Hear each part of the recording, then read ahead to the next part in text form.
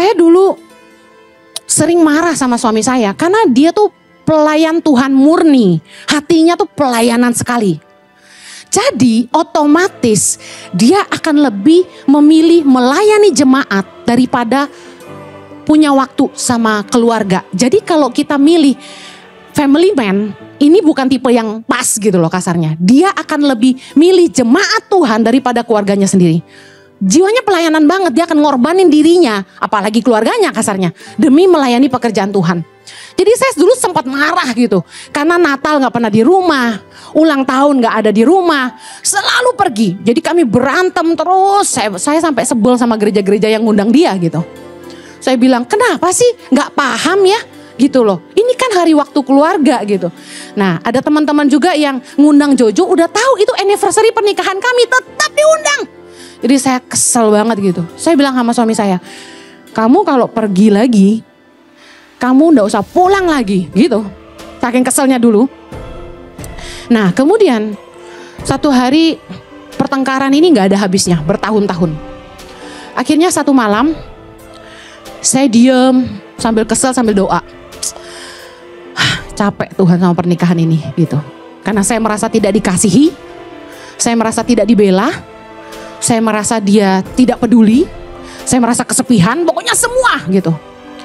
Dan akhirnya tiba-tiba Roh Kudus bilang gini, lihat suamimu, Jojo lagi tidur. Orang tuh kalau tidur lucu ya, cute ya, bener gak? Nah, jadi polos, jadi baik gitu. Kalau dia melek kan gahar gitu kan. Apa kalau sama saya maksudnya, kalau saya marah dia lebih marah gitu. Begitu dia tidur tuh jadi kesian gitu. Roh Kudus itu bikin saya ngerti. Roh Kudus bilang, lihat suamimu. Saya lihat dia, tiba-tiba timbul rasa kasihan. Rasa iba yang sangat besar. Tuhan kasih pengertian. Ini kan teman seperjuanganmu loh seumur hidup. Roh Kudus cuma ngomong satu kalimat. Saya nangis. Jadi gini, Jojo tuh nikah sama saya. Dia bertahan karena takut sama Tuhan aja. Punya istri yang tukang marah-marah kayak saya waktu itu, pasti gak betah. Tapi dia bertahan. Kadang-kadang kita mesti ngerti, dalam pernikahan itu kita gak bisa berpisah karena takut akan Allah. Tapi kitanya yang harus ngerti pasangan kita gitu loh. Jangan bikin dia sengsara, ngerti gak? Akhirnya Roh Kudus bikin saya ngerti, memang dia ini seperti apa ya? Mobil 4x4 dibuildnya beda sama mobil 4x2. Bisa paham ya bahasanya ya? Jojo dibikin berbeda sama Tuhan karena panggilannya. Dia gembala yang sangat baik.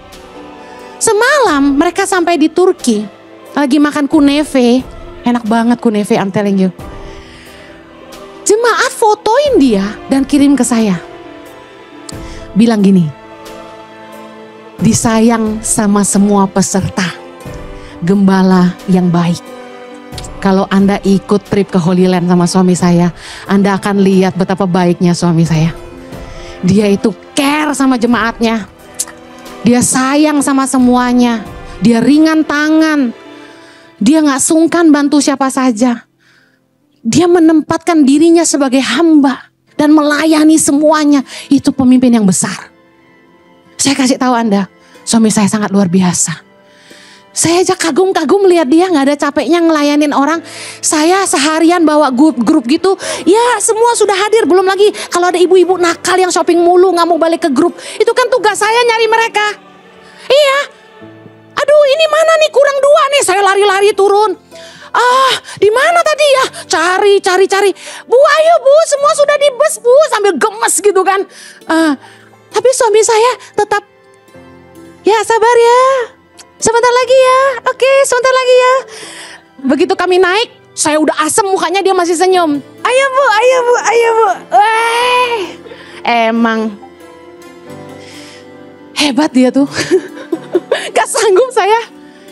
Tapi saya kasih tahu, yang kayak gini ngeselin istrinya jadinya ya.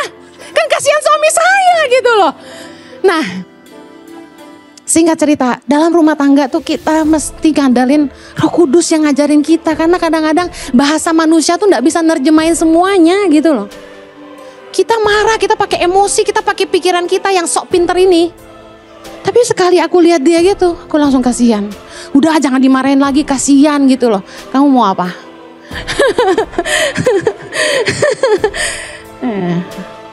Yang ketiga, hikmat Allah tuh kita dapat dari nasihat dan pengetahuan.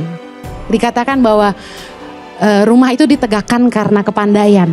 Kita jangan sok pintar. Kadang-kadang waktu kita ngadepin masalah di rumah tangga, kita mesti dengar nasihat orang lain. Belajarlah dari mentor, dari orang tua, dari buku, dari pengalaman orang lain. Dengar, daripada kamu gagal, lalu kamu belajar, lebih baik belajarlah dari kegagalan orang lain. Saya percaya bahwa Tuhan itu akan ngajarin kita. Makanya penting banget gini, kelilingi dirimu dengan orang-orang yang sehat dan tepat. Supaya waktu kamu butuh nasihat, mereka akan kasih kamu jalan-jalan Tuhan, bukan jalan-jalan yang jahat.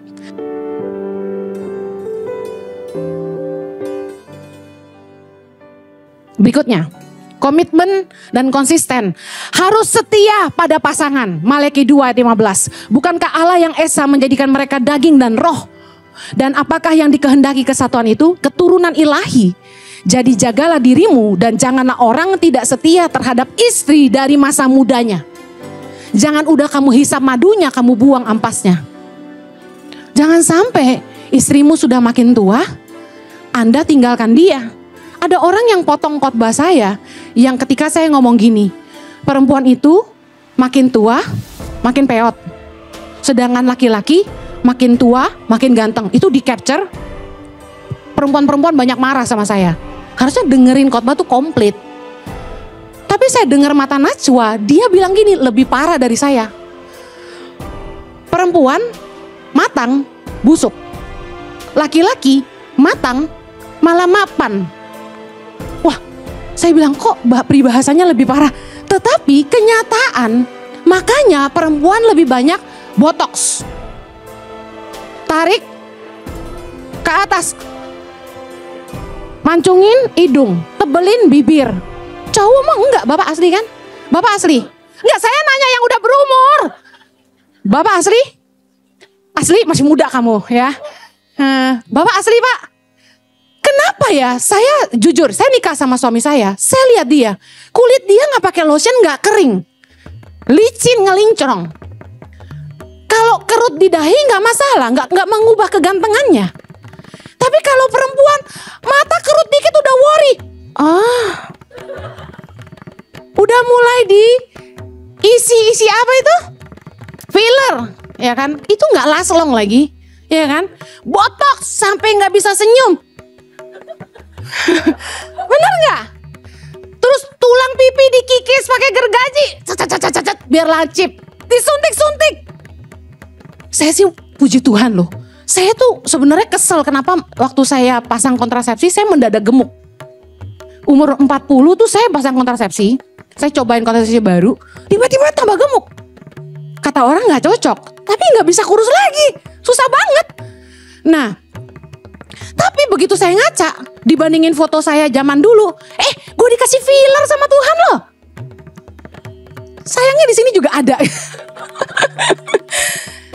Jangan karena pasanganmu sudah tidak semuda dulu, Anda tidak setia sama pasanganmu.